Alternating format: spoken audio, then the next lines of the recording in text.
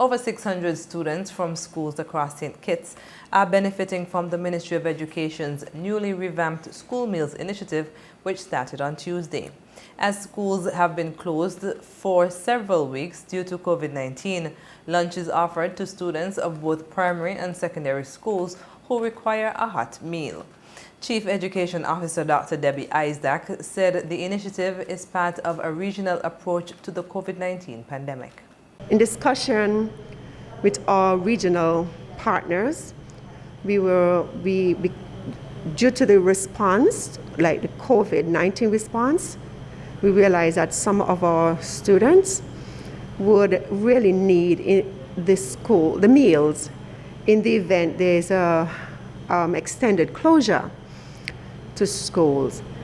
We have realized our counterparts in the region, they too have decided that they would continue to provide hot meals for students, especially vulnerable students who would need it.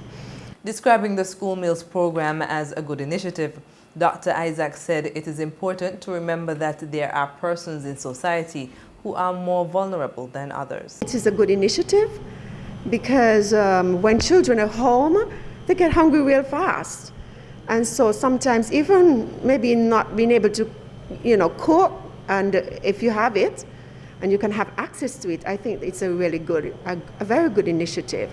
And we have to always remember that there are persons who are more vulnerable than others, and if they need to access, and it's a form of equity that they can have something, that's nutritious, and that is just what we need to do and to help them. She spoke of how the new system works. The names have been given, the students' names, and we have a list.